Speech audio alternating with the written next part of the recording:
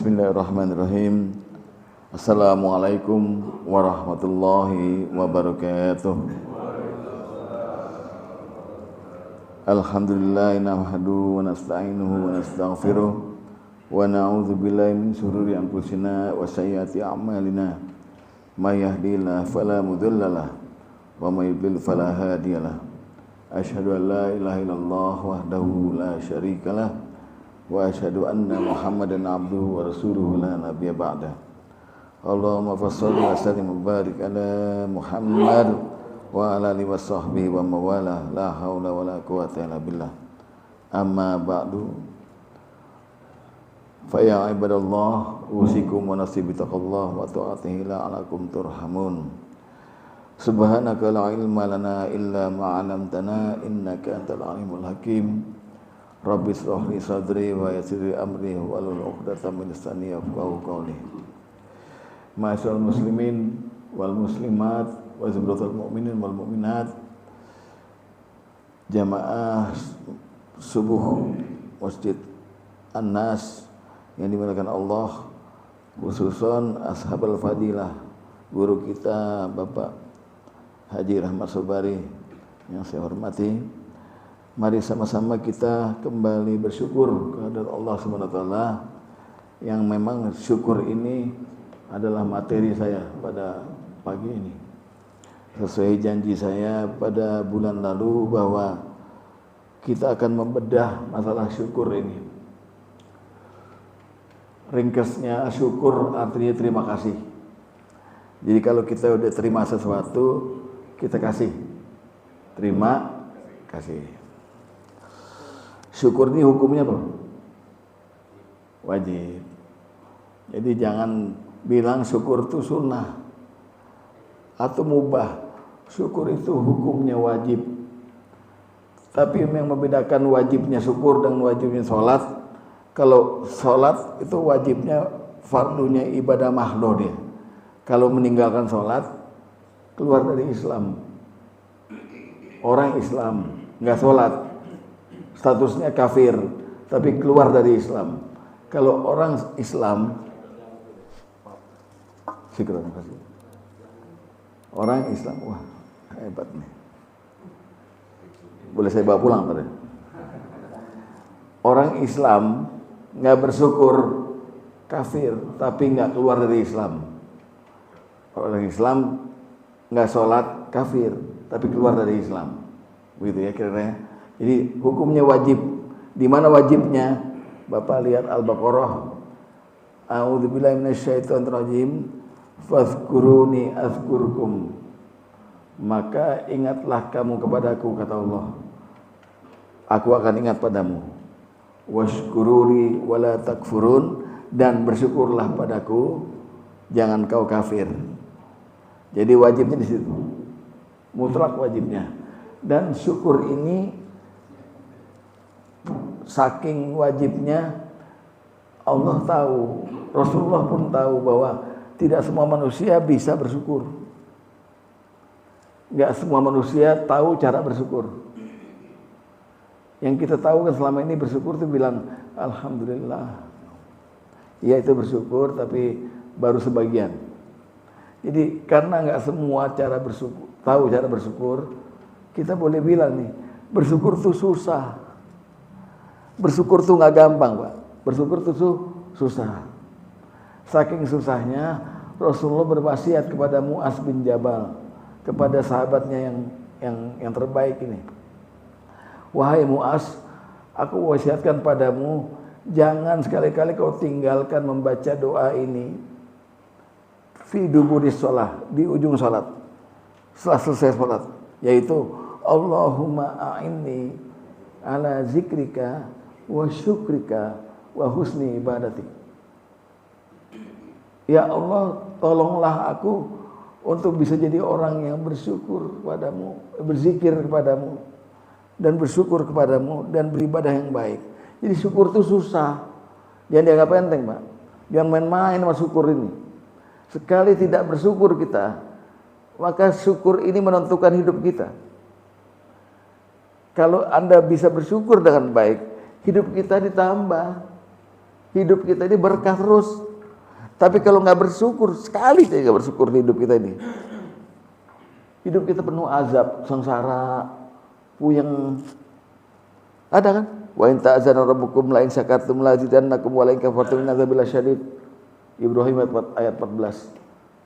Allah telah mengumumkan, Tuhanmu telah mengumumkan, barang siapa yang bersyukur atau jika kamu bersyukur, la in syakartum, sungguh la azidannakum, hidupmu ditambah keberkahan.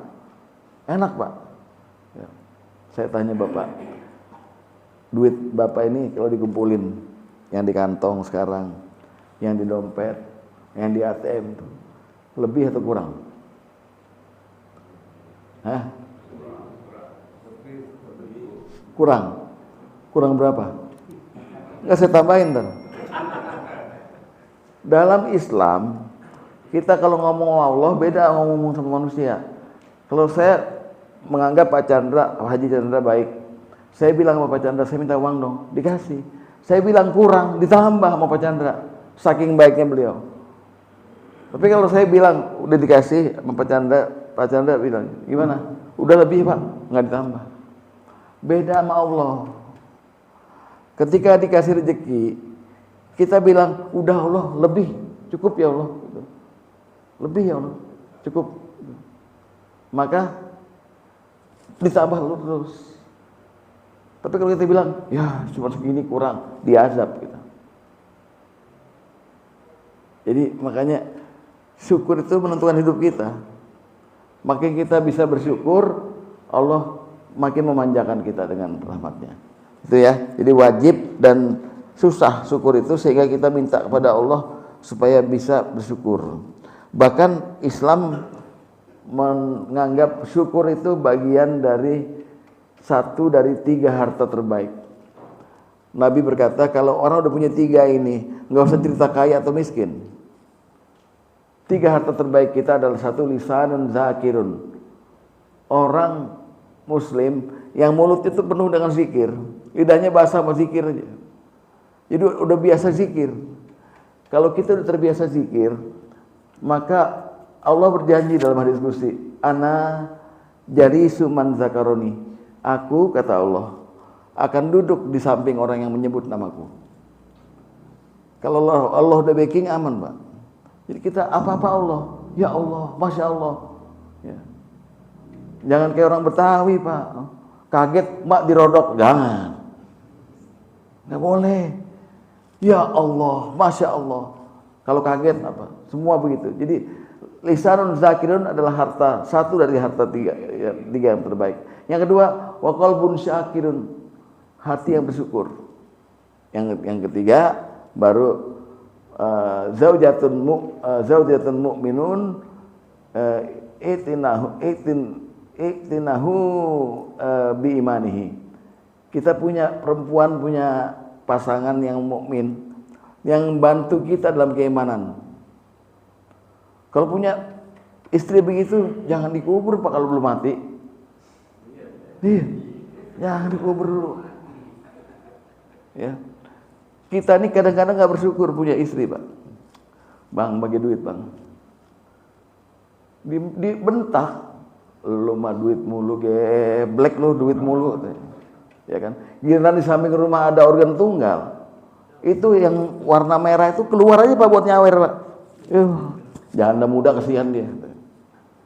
Tuh. Makanya harta kita yang paling baik 3. Lisanun zakirun, wa qalbun syakirun, wa zaujatun mu'minun. Jadi syukur itu harta. Bapak nggak usah cerita duit, mobil segala macam, punya 3 ini udah di hadapan Allah sampai akhirat akan selamat dan masuk surganya Allah. Semoga kita termasuk yang demikian. Amin. Nah, itu ya, syukur. Jadi dia menentukan hidup kita. Dan syukur itu sekali lagi Al-Quran menerangkan manfaatnya balik buat yang bersyukur. Allah nggak punya kepentingan apa-apa untuk syukur kita. Luqman Hakim, seorang ulama zaman Nabi Musa, itu pernah diberi hikmah, diberi wahyu. Bukan saya, wahyu. Ya. Walaupun saya wahyu juga ya. Diberikan ilham. berkata masalah syukur. Dalam surat Luqman ayat 12 disebut walaqad atainal Luqmanal hikmata, dan sungguh telah kami berikan hikmah pada Luqman. Luqman berkata, anishkurillah, bersyukurlah pada Allah. Wa man yashkur fa innama yashkuru li nafsih. Barang siapa yang bersyukur pada Allah, maka sebenarnya dia bersyukur untuk dirinya sendiri. Syukur itu ditekankan Quran, manfaatnya buat diri kita, Pak. Allah nggak butuh syukur kita. Dalam hadis kursi yang panjang sekali di Arba'in atau di mana itu, disebut begini, wahai Bani Adam, ya, seandainya semua manusia yang hidup ini dari zaman Nabi Adam sampai akhir itu kafir, tidak berkurang kekuasaanku, kata Allah. Dan seandainya semua manusia yang hidup dari Nabi Adam sampai hari kiamat itu bertakwa, aku nggak bernambah kekuasaanku tetap. Allah tuh saking sudah mahanya, nggak perlu sama kita. Kalau beliau menyuruh kita bersyukur, itu buat diri kita sendiri. Manfaatnya balik ke dalam diri kita sendiri. Jadi mulai saat ini, pertimbangkan, masukkan syukur ke dalam agenda yang tiap hari mesti kita lakukan. Dia jadi bahan wajib buat kita, syukur itu. Ya. Nah, nanti saya terangkan cara bersyukur yang baik dengan 6 langkah, 6 step. Ya, tidak hanya berkata alhamdulillah, ya, tapi ditekankan dulu bahwa Allah tidak butuh kita. Dalam surat Fatir disebut, ya ayuhan nas antumul fuqara'u ilallah wa innallaha ghaniyyun hamid. Wahai manusia, kamu yang fakir, Allah nggak butuh kamu. Allah maha kaya lagi maha terpuji. Siapa yang tahu kekayaan Allah berapa? Ada yang tahu, Pak? Bayangkan Rasulullah menggambarkan kekayaan Allah dalam hadis sangat cerdas sekali. Allah mengumumkan kepada Bani Adam, wahai manusia, seandainya orang pertama di antara kamu, zaman Nabi Adam, sampai orang terakhir pada waktu kiamat itu berkumpul di satu bukit, berkumpul semua meminta kepadaku, meminta sesuatu lah. Bapak minta mobil, minta apa, dan aku kabulkan. Kata Allah, mana koso min indi, tidak mengurangi hartaku, kata Allah, kecuali hanya seperti satu jari masuk ke laut lalu dikeluarkan lagi. Nah, yang dikeluarkan ini adalah harta yang aku kasih kepada semua orang itu. Laut itu sisanya. Bayangkan berapa banyak harta Allah. Jadi nggak pengaruh Anda mau songong. Songong tahu songong? Tahu nggak songong? Songong itu bukan bahasa Betawi, Pak. Bahasa Inggris. Song itu lagu, on artinya berlagu. Songong artinya belagu. Bahasa Inggris kan? Ya, iya. Ya. Jadi nggak bisa kita macam-macam depan Allah, karena beliau maha kaya. Yang bisa kita lakukan, minta. Kalau kita nggak dapat, alhamdulillah. Dapat, bersyukur. Gitu. Jadi wajibnya bersyukur itu menentukan hidup kita. Ya, respon kita terhadap apa yang Allah berikan, itu namanya syukur. Respon kita. Itu nanti kita akan terangkan di waktu mendatang ini. Masalah syukur itu dengan 6 langkah. Ya. Jadi syukur itu tidak akan terbukti bersyukur seseorang, tidak bisa disebut bersyukur kalau tidak melewati 6 langkah ini. Pertama, dia bersyukur dengan memuji Allah. Pertama, memuji Allah. Memuji Allah. Yang kedua adalah dia mengakui bahwa semua pemberian ini yang dia rasakan sekarang adalah dari Allah. Dia akui. Ya. Karena ada orang yang nggak ngaku, Pak. Dia beranggapan bahwa apa yang dicapai sekarang sampai maksimal ini adalah hasil usahanya, hasil kerja kerasnya. Gue 20 tahun nih banting tulang, jadi nih mobil, jadi di rumah. Nah itu gambaran orang yang nggak bersyukur. Jadi yang kedua, kita mengakui bahwa kenikmatan, kebaikan yang kita terima adalah dari Allah. Yang ketiga, dengan kita menerima kebaikan Allah itu, lalu kita taat, menggunakan kenikmatan untuk taat. Ketiga. Yang keempat, jangan lupa terima kasih sama manusia. Jadi manusia itu kita mesti kasih terima kasih, Pak. Bapak tahu agama dari siapa? Mungkin dari guru ngaji, atau sekarang ini dari Ustadz Lama Sobari. Maka terima kasih setiap hari. Kalau nggak ketemu, doain. Kalau ketemu, ya jangan terima kasih doang, Pak, thank you doang. Ada ya kali amplop-amplopnya, ya. Pak Sabirin, ini Pak Sabirin. Oh, kasih terus gitu. Kan makin banyak saldonya, ya, untuk bangun masjid. Nggak mungkin Pak Sabirin memperkaya diri, betul? Betul? Nggak tahu, tanyanya betul nggak? Gitu, gemuk begini saya curiga saya. Koruptor di Jakarta kan gemuk semua, Pak. Kalau saya udah kurus karena stroke, ya. Jadi yang keempat itu apa? Tadi berterima kasih pada manusia, karena ini penting. Ya. Lalu yang kelima, qanaah. Qanaah itu merasa cukup. Tadi itu dikasih 5, dikasih 10, dikasih 1, dikasih apa? Yo alhamdulillah. Nggak protes. Yang terakhir menyebut-nyebut nikmat dari Allah itu ke khalayak ramai. Disebut-sebut, bukan buat pamer. Ya, jangan kepengen dipuji orang, bukan. Bukan pamer, tapi menyebut-nyebut bahwa dia dapat nikmat dari Allah. Nanam itu. Jadi mari kita membedahnya sekarang ini.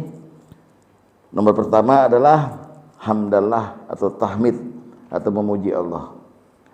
Rasulullah pernah bersabda, man wajada khairan falyahmadillah. Barang siapa yang menemui kebaikan, apapun bentuknya, kelegaan hati atau misalnya nambah materi atau apapun, falyahmidallah, maka pujilah Allah. Pujilah Allah. Jadi saya kasih tahu rahasianya. Memuji Allah itu sebenarnya bagian dari tasbih. Di dalam Al-Quran ada satu ayat yang memberitahu kepada kita bahwa langit dan bumi dan alam semesta ini semua bertasbih kepada Allah. Ya kan? Ada banyak, yusabbihu lahu ma fis samawati wa fil ardh. Lalu tasbihnya itu bentuknya apa? Tasbihnya bentuknya hamdalah. Selain subhanallah ditambahin wa bihamdi. Kita nggak tahu caranya tasbih hewan, langit, bumi, gedung. Pokoknya semua ini kata Allah bertasbih. Dan tidaklah tasbih mereka terkecuali dengan cara memuji Tuhan mereka. Jadi memuji Tuhan itu udah niscaya kita semuanya. Jangan kita itu apa kucing. Kan kalau kita tahunya kucing berantem, wah kucing kawin gitu. Jangan begitu, Pak. Lagi bertasbih dia. Cuma kita nggak tahu cara tasbih mereka gitu. Jadi kalau kita aja segan untuk memuji Allah, untuk bertasbih kepada Allah, kalah sama kucing, Pak. Ya, jadi Allah berfirman di dalam Al-Quran bahwa semua ini kita bertasbih. Ya, nih surat Al-Isra itu ya, yusabbihu lahus samawati sab'u wal ardu wa ma fihinna. Bertasbih semua langit yang 7 dan bumi yang 7 dan apa yang ada di dalamnya. Semua bertasbih pada Allah. Wa im min syai'in illa yusabbihu bihamdihi. Dan tidak ada satupun di antara mereka yang bertasbih terkecuali dengan cara memuji Tuhan. Surat Al-Isra ayat ke-44. Walakin la yafqahuna tasbihahum, dan kita nggak tahu tasbih mereka seperti apa. Kana haliman ghafura, innahu kana haliman ghafura, sungguhnya Allah Maha Halim lagi Maha Pengampun. Jadi Allah mengumumkan bahwa semua itu udah bertasbih kepada Allah dengan cara bihamdihi. Makanya kan Rasulullah pernah pesan, siapa yang baca subhanallah bihamdihi, subhanallah bihamdihi, subhanallah bihamdihi 100 kali setiap hari, akan diampuni dosanya. Akan diampuni. Karena Allah menutup ayat itu dengan haliman ghafura, akan diampuni dosanya. Jadi mari kita sekarang terbiasa kalau kita mau mensucikan Allah, maka boleh kita bilang alhamdulillah. Boleh. Itu udah merupakan bagian dari tasbih Allah. Nah, pertama jadi bersyukur itu dengan cara memuji Allah. Rasulullah berpesan begini, innallaha la yardha anil abdi an ya'kulal akalah fayahmadahu 'alaiha au yasraba syarbatan fayahmadahu 'alaiha. Sesungguhnya Allah ridha, Allah senang dengan seorang hamba yang makan makanan tertentu lalu bilang alhamdulillah, dan minum minuman tertentu bilang alhamdulillah. Jadi setiap pekerjaan Bapak enak gak enak, alhamdulillah. Maka terhitung Bapak sudah bersyukur 1/6. Karena baru satu kan, baru memuji Allah. Ya, bersyukur. Apapun Pak. Sampai di masjid dari rumah gelap-gelapan, apalagi Pak Ustadz Ato tuh naik sepeda ngebut tuh. Wah. Saya hampir nabrak beliau 3 kali Pak. Beliau kan dari gangnya langsung wuf gitu. Nggak lihat, ya Pak. Sampai di musola, sampai di masjid, selamat. Alhamdulillah. Apapun alhamdulillah. Ya Pak ya, mulai sekarang tolong ya. Saya udah sampaikan nih Pak. Jadi kalau ntar Bapak insya Allah nggak kepleset di akhirat nanti. Gara-gara ada qalbun syakirun. Setiap hal disyukuri ya Bapak. Ya.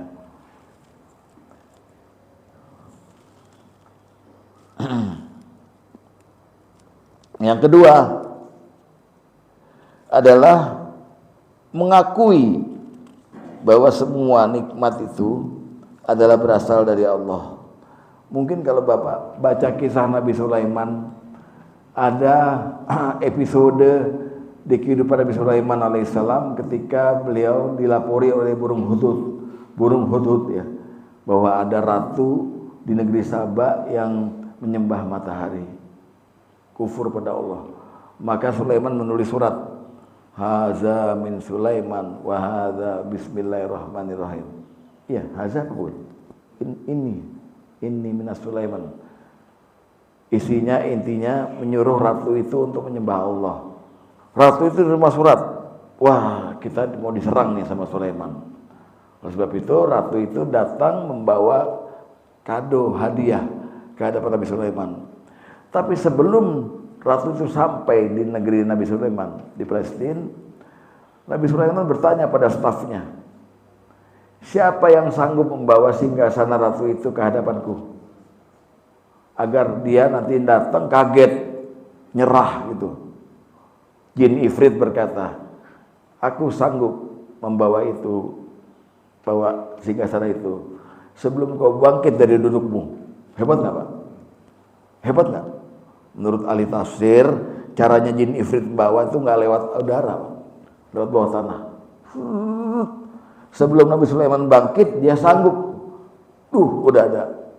Tapi ada seorang ulama ahli kitab Zabur yang diberi ilmu oleh Allah berkata, aku sanggup mendatangkan singgasana itu sebelum matamu berkedip. Lebih hebat nggak? Lebih hebat. Datang, pung. Maka Nabi Sulaiman berkata, hadza min fadli rabbi. Ini pasti dari Tuhanku. Dia mengakui. Ini gunanya untuk liyabluwani, untuk mengujiku, apakah aku bersyukur, apakah aku kufur. Al-Quran berkata begitu. Jadi Nabi Sulaiman menjalankan syukur yang kedua itu. Ciri yang kedua itu, yaitu mengakui bahwa nikmat Allah datangnya singgasana Nabi Ratu Bilqis ke hadapannya bukan kehebatan stafnya. Padahal dia bilang kan, aku sanggup membawa singgasana itu ke hadapanmu sebelum matamu berkedip. Ya Sulaiman kalau udah begitu udah nggak baru menjawab, udah datang singgasana. Maka dia bilang kata, hadza min fadli rabbi. Ini dari Tuhanku. Sekarang belajar kita mencontoh Sulaiman. Dapat istri cantik, hadza min fadli rabbi. Jangan dipuji itunya. Makhluknya mah enggak ada apa-apanya, Pak. Ya. Kalau Bapak melihat ada ceramah yang bagus itu bukan ustadznya yang hebat. Allah. Ini nikmat dari Tuhanku. Kalau ada uang Bapak banyak itu bukan Bapak yang hebat. Allah. Ini dari Allah pasti. Hadza min fadli rabbi. Bahkan surat An-Nahl juga menyindir ini dengan berkata, wa ma bikum min ni'matin fa min Allah. Apa-apa yang nikmat yang ada pada dirimu fa min Allah, pasti dari Allah. Pasti dari Allah. Untuk itu syukur yang kedua adalah mengakui bahwa semua datangnya dari Allah. Ya. Pertama hamdalah, memuji Allah, dan ini datangnya dari Allah. Rasul juga pernah mengajarkan kita doa. Allahumma asbaha bi min ni'matin au bi ahadin min khalqika faminka. Ya Allah, di pagi hari ini nikmat yang aku terima atau yang diterima oleh makhluk selain aku, faminka, pasti darimu. Itu doa yang Rasul ajarkan di pagi hari. Kita ngakuin pada pagi hari. Maka kalau Bapak membaca itu dan hati Bapak mengakui bahwa nikmat dari Allah, Bapak disebut dengan bersyukur. Tahap 2 2/6. Tahap pertama memuji Allah, yang kedua adalah bersyukur. Nah, yang ketiga, bersyukur adalah dengan cara taat, menggunakan nikmat untuk taat. Kita ambil contoh adalah hadis mengenai puasa Asyura. Nabi Muhammad datang ke Madinah, orang-orang Yahudi itu udah puasa, Pak, puasa Asyura. Ditanya, ini puasa apa nih? Wow, ini puasa dalam rangka mensyukuri selamatnya Nabi Musa ketika dikejar oleh Fir'aun ke tengah laut. Nah, Rasulullah berkata, aku lebih berhak bersyukur daripada kamu, katanya. Dan Nabi Musa waktu itu berpuasa untuk mensyukuri, untuk bersyukur. Jadi puasa bisa dijadikan ketaatan untuk bersyukur. Bapak puasa Senin Kemis. Kenapa puasa Senin Kemis? Gue mau langsing. Berarti bukan bersyukur. Tapi kalau Bapak puasa Senin Kemis lillahi ta'ala, Bapak disebut orang yang bersyukur. Lalu Nabi juga pernah tahajud. Tahajud Nabi beda sama kita, Pak. Tahajud Nabi gak kayak kita. Nggak tahu saya ini Nabi kurang rajin kali ya. Kalau kita rajinnya melebihi Nabi. Kita tuh tahajud bisa sampai 20 rakaat. Witir 3 rakaat.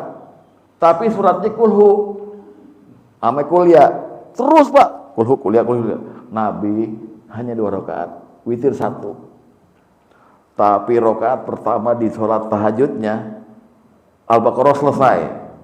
Sambung An-Nisa. Sambung Ali Imran. Niru loh, kelenger. Iya. Nyender, Pak. Waktu Nabi sholat tahajud di rumah Huzaifah ini penghafal Quran. Huzaifah kan mau bermakmum langsung. Wah, Nabi imamnya, nggak apa-apa dah. Bid'ah deh gitu ya. Ya karena di depan kan nggak ada tahajud berjamaah. Beliau kaget. Ini surat udah habis, Al-Baqarah udah habis dikit lagi nih. Habis Fatihah baca Al-Baqarah, disambung kafirin terakhir. Bismillahirrahmanirrahim. Allahu la ilaha wa al-an'am. Jadi saksinya Huzaifah bahwa Nabi ketika tahajud itu nggak kurang-kurang suratnya. Ali Imran, An-Nisa semuanya full komplit gitu. Ya kan? Nah, lalu Nabi itu punya kebiasaan kalau sujud itu lama. Tahiyat bukan tahiyat yang sekarang kita baca. Lebih dari itu, lama, Pak. Lama itu selama orang membaca 50 ayat. Sampai kaki Nabi bengkak. Maka Siti Aisyah istrinya yang cantik itu yang sabar menunggu Nabi selesai itu. Setelah Nabi selesai bertanya, kenapa sih kamu udah diampuni dosa yang sekarang, yang dulu dan yang akan datang, alias maksum. Kalau berbuat dosa, kamu punya manusia yang tidak punya dosa, tapi kamu masih mau tahajud sampai bengkak kakinya. Maka Rasulullah berkata, afala akuna abdan syakura, apa aku nggak pantas jadi orang yang bersyukur? Nah, jadi bersyukur juga dijalankan dengan ketaatan, bisa berbentuk puasa, bisa berbentuk tahajud. Atau Nabi, ketika Nabi menjumpai satu kebaikan, maka Nabi langsung sujud, yang namanya sujud syukur. Coba Pak. Jadi syukur yang ketiga bisa disebut syukur seseorang apabila satu, dia membaca hamdalah atau memuji Allah. Dua, dia mengakui bahwa semua nikmat dari Allah. Yang ketiga, dia menjalankan ketaatan dalam rangka syukur. Apa aja? Puasa sunnah, sedekah. Orang sedekah tuh misalnya kasih gitu, ditanya sama istrinya, kenapa kamu kasih? Saya mau bersyukur pada Allah. Gitu. Jadi motifnya sedekah itu bukan untuk dilihat orang, bukan, enggak. Saya mau bersyukur sama Allah. Mau bersyukur sama Allah. Ya kasihlah Pak Chandra, ada yang lewat tuh kasih 3 juta, Ustadz Wahyu lewat kasih 10 juta gitu, ya. Yang ikhlas Pak, ya. Saya mau bersyukur gitu. Ya, berat Pak. Ya, jadi bersyukur seperti itu. Lalu yang keempat adalah berterima kasih pada manusia. Rasulullah punya peraturan nih, man lam yaskur nas lam yaskurullah. Barang siapa yang berterima kasih pada manusia, dia tidak disebut bersyukur pada Allah. Lah, kenapa berterima kasih pada manusia? Kita tidak mungkin bisa hidup sendiri, Pak. Kita nggak mungkin hidup sendiri. Sombong orang kalau bilang bahwa dia bisa hidup sendiri.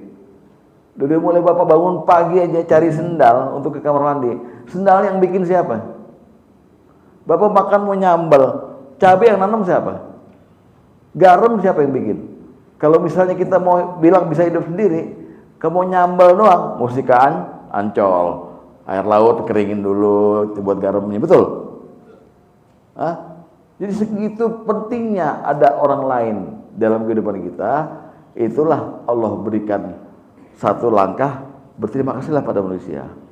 Nah, dari sekian banyak manusia yang perlu diterima kasih oleh kita, pertama adalah orang tua. Orang tua saya udah meninggal dua-duanya Ustadz, maka setiap hari kirim doa. Ada golongan Islam yang mengirim Fatihah, monggo. Ada golongan Islam yang Allahumma firlahu warhamu, monggo. Ada yang Rabbi fidi wali walidayya warhamhuma kama, monggo.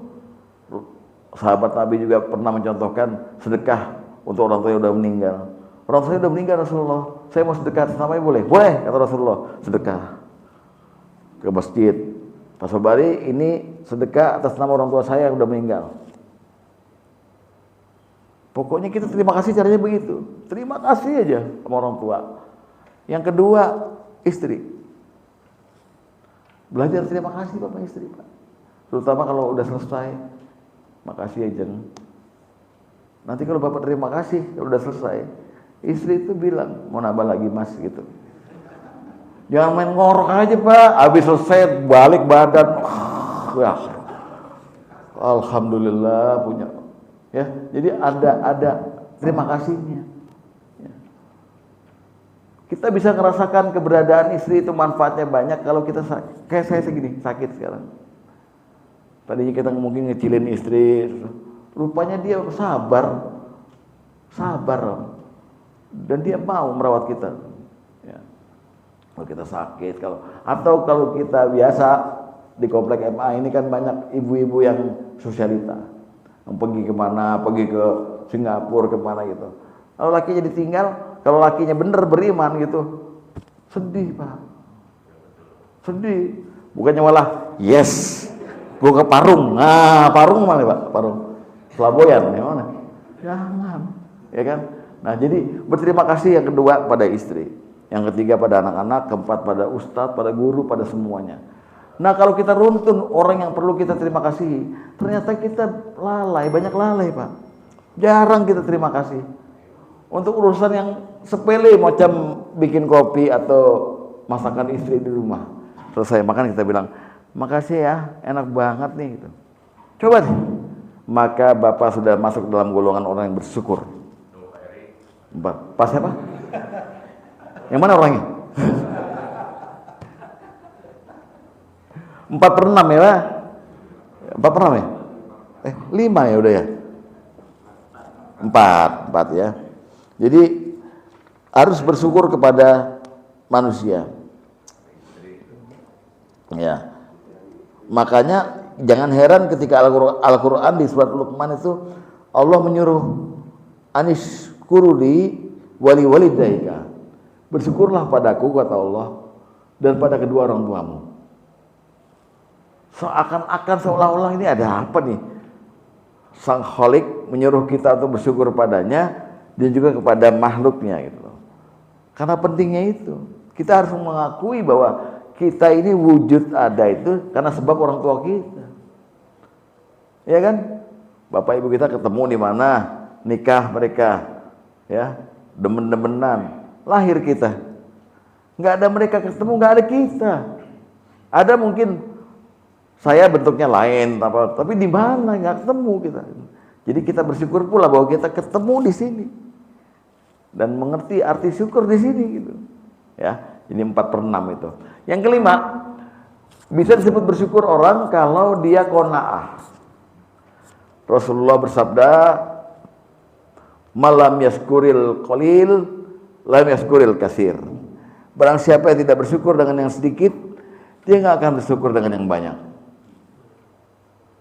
Kita qanaah, Pak. Qanaah itu bahasa Jawanya marem. Marem bahasa Indonesianya apa, Pak? Yang orang Jawa seperti ini. Marem apa marem? Puas, Pak, puas.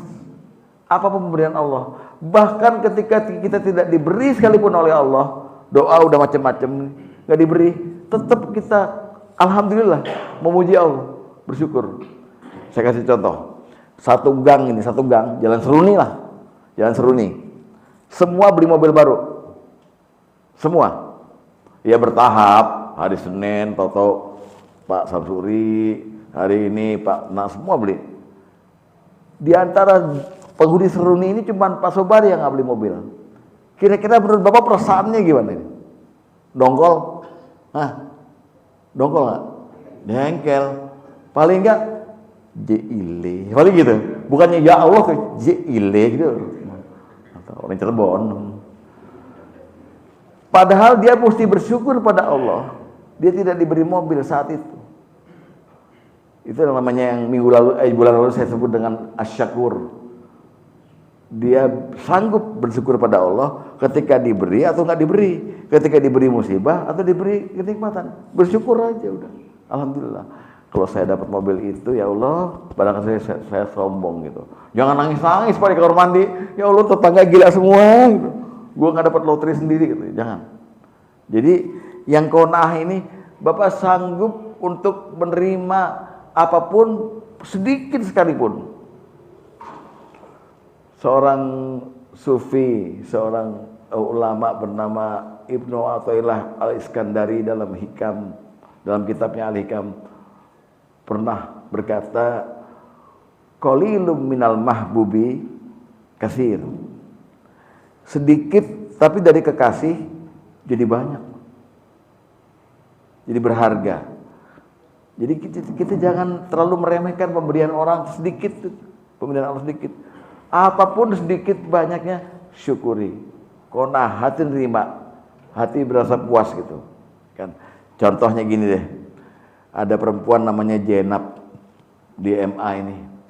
Jenab ini turunan Arab. Cakep kayak Najwa Shihab. Turunan. Jenab belum nikah. Tapi dia pengennya, cita-citanya menikah dengan bapak-bapak, jadi istri kedua nggak apa-apa gitu. Di MA belum selesai saya Pak Chandra. Ini minatnya udah besar ini. Bersyukur Pak ya, Jenab masih ada. Nah, semua bapak-bapak ini, baik yang sudah menikah maupun yang belum, tertarik sama Zainab dan kepengen cari perhatian sama Zainab. Saking dia terkenalnya. Jadi ibaratnya semua orang kenal Zainab, Zainab belum tentu kenal dengan semua orang.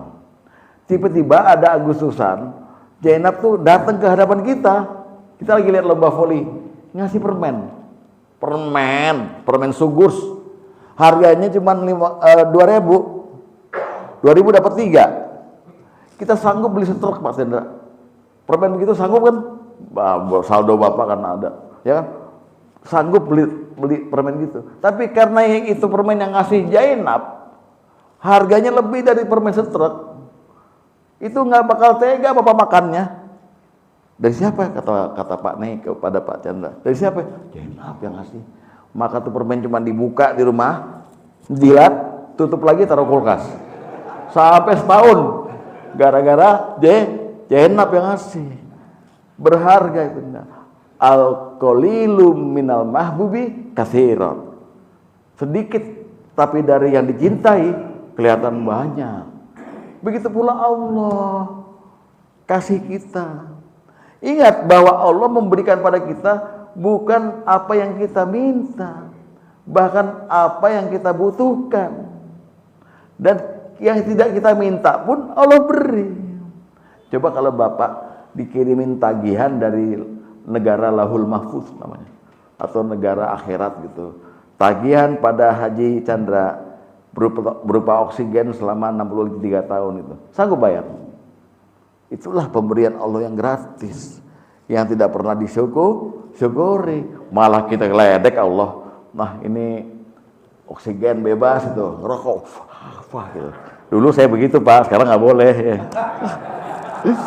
Kalau dia masih nih, saya pulang dari mana ketemu beliau keburu-buru. Saya pikir dia mau ngaji apa kemana? Beli rokok loh. Kiai kita tuh. Ya, yang kelima itu jadi kita yang kelima tadi adalah qanaah. Qanaah itu puas saja. Jangan merasa minder kalau ternyata kita satu-satunya orang yang doanya nggak dikabul, atau ya kok apek banget hidup ini. Jangan, nggak ada yang apek, nggak ada. Mana mungkin Allah zolim. Jangan merasa kita tuh dizolimi sama Allah. Nggak ada yang apek hidup ini. Apek nggak apeknya, enak nggak enaknya itu dari hati kita. Qalbun syakirun. Terakhir, wah udah habis waktunya. Apa ini buat minggu depan, bulan depan. Terakhir adalah yang keenam, yang paling penting. Apa nih? Yang paling penting adalah menyebut nikmat-nikmat yang Allah berikan. Fa amma bi nikmati rabbika fahaddits. Surat Ad-Duha ayat terakhir. Dan terhadap nikmat yang dari Tuhanmu, maka sebutkanlah. Bukan sebutkanlah jenisnya dan jumlahnya. Alhamdulillah gue dapat Pajero 3. Nggak kayak lo, apek, jangan. Kelewatan pengumumannya tuh Pak. Bukan begitu. Maksudnya dalam perintah itu kita disuruh oleh Allah menyebut-nyebut kehebatan Allah terhadap makhluknya, sehingga orang yang belum dapat apa-apa tertarik untuk menyembah Allah, lebih taat lagi. Fa amma bi ni'mati rabbika fahaddits. Maksudnya seperti itu, ya, menampakkan ya, di dalam surat Wad-Duha ini, kalau Bapak membaca tafsir Tobari, disebutkan di situ, kanal muslimuna yarawna anna man syakaron nikmata an yuhaddisa biha. Dulu ya, zaman Rasulullah masih hidup, orang yang menyebutkan nikmat-nikmat itu disebut orang yang bersyukur. Nah, jadi syarat terakhir dari syukur adalah ketika dapat nikmat, maka disebut. Ya sebut, jangan bikin orang ngiri, tapi juga orang yang mendengarkan tuh kasih juga cipratan gitu loh. Alhamdulillah nih, saya baru aja dapat bonus gitu. Yuk ke rumah, yuk ke Gaplek yuk, saya traktir McD gitu. Jadi semua orang merasakan nikmat Allah. Jadi yang dapat traktiran bilang alhamdulillah, alhamdulillah. Semua akhirnya Allah dipuji oleh banyak makhluk. Gara-gara kita menyebut nikmat Allah. Itu gunanya, ya. Saya kira cukup saya rangkum sedikit bahwa bersyukur itu punya 6 kriteria, yaitu pertama kita memuji Allah, yang kedua kita mengakui bahwa semua nikmat datangnya dari Allah, ketiga bahwa kita kemudian menggunakan kenikmatan buat taat, yang keempat kita banyak-banyak terima kasih pada manusia, kelima kita menerima atau qanaah, menerima baik nikmat itu sedikit maupun banyak, dan terakhir kita sebut-sebut nikmat itu di hadapan khalayak ramai agar Allah banyak dipuji oleh banyak makhluknya. Demikian, kalau ada yang mau ingin ditanyakan, ditambahkan, saya persilakan. Silakan Pak Haji. Waalaikumsalam warahmatullahi wabarakatuh. Ya, kita sering mengeluh, Pak. Misalnya lagi musim kemarau, terus panas sekali. Ya. Nah, terus kemudian musim hujan dulu. Bagaimana Pak supaya kita tidak? Ya. Karena mengeluh itu berarti kan tidak mensyukuri. Betul. Salah satu ciri khas yang menyebut nikmat Allah itu adalah jangan mengeluh. Al-Quran berkata la takhaf wa la tahzan. Jangan takut, jangan cemas. Jadi mengeluh itu kalau dari kacamata ilmu tasawuf haram, Pak. Nggak boleh orang mengeluh. Allah dalam hadis qudsi pernah berkata, aku adalah masa, aku adalah waktu. Banyak orang mencaci diriku. Contohnya itu tadi, hujan gerimis nih, hujan lagi, gitu kan? Ya kita, perasaan kita gimana kalau Bapak ada yang bertamu di rumah Bapak kasih teh, dia bilang teh lagi gitu. Ya kan? Padahal dalam Al-Quran semua ayat mengenai hujan berkata bahwa hujan itu rahmat dari Allah.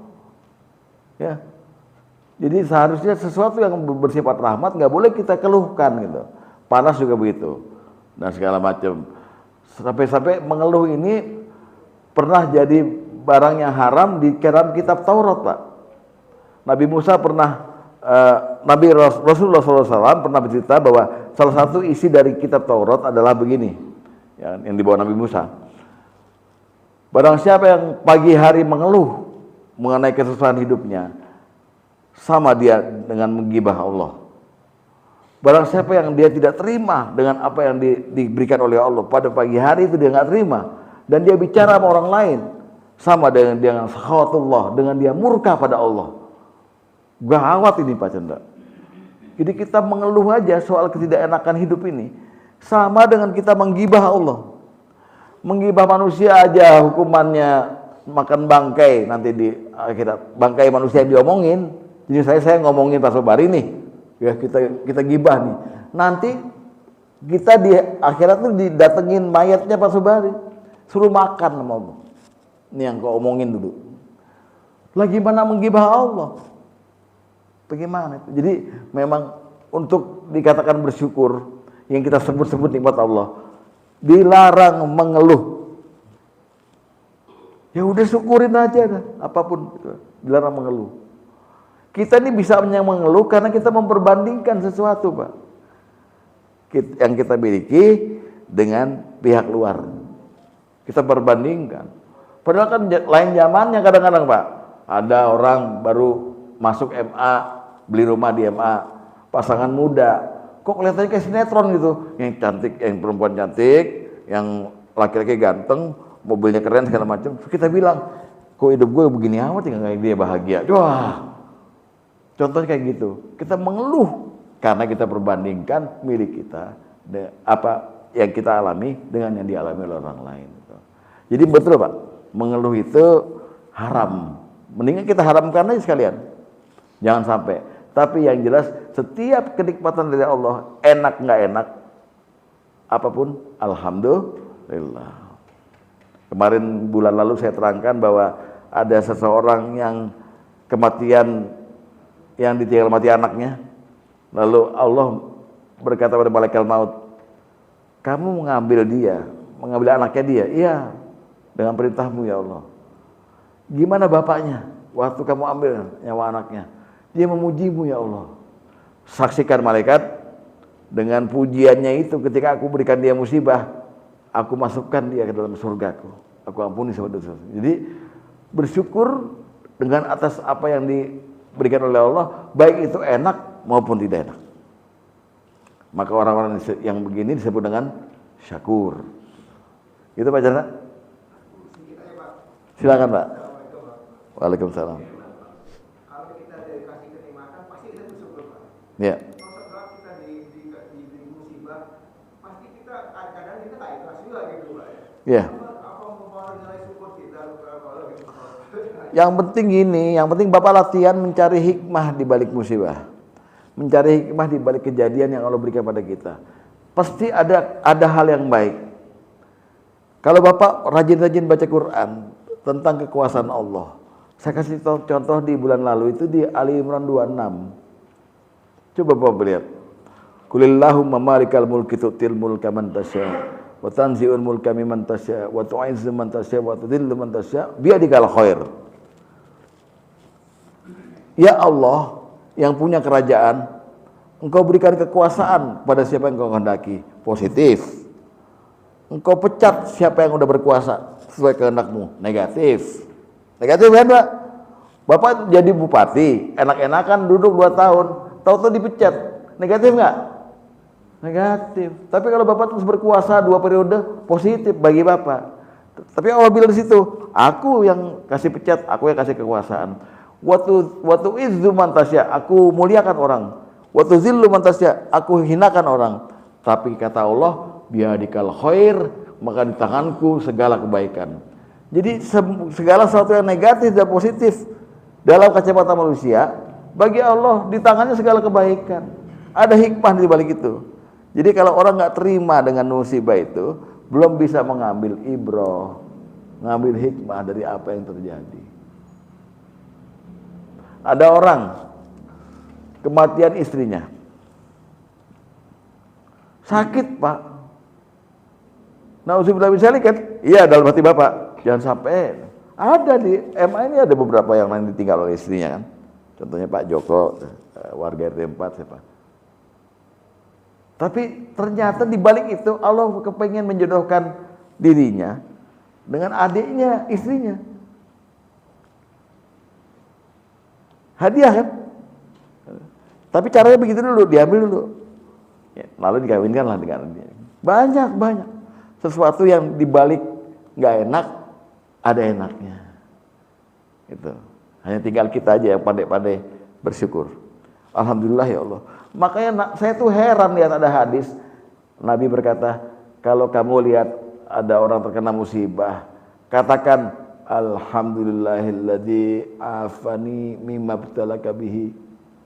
Segala puji bagi Allah. Loh, orang itu kan kesian kayak disyukur loh, kayak digituin. Padahal enggak. Segala puji bagi Allah yang telah mengutamakanku dibanding kamu. Kamu kena, saya enggak. Tetap ada alhamdulillahnya. Walaupun kejadiannya musibah. Gitu Pak. Bisa dimengerti? Paham ya? Terima kasih. Ada lagi? Saya kira cukup ya. Kesian nasi uduknya ntar dingin, enggak. Mari kita baca kafaratul majlis. Subhanakallahumma wa bihamdika asyhadu an la ilaha illa anta astaghfiruka wa atubu ilaik. Wa afu minkum. Wassalamualaikum warahmatullahi wabarakatuh.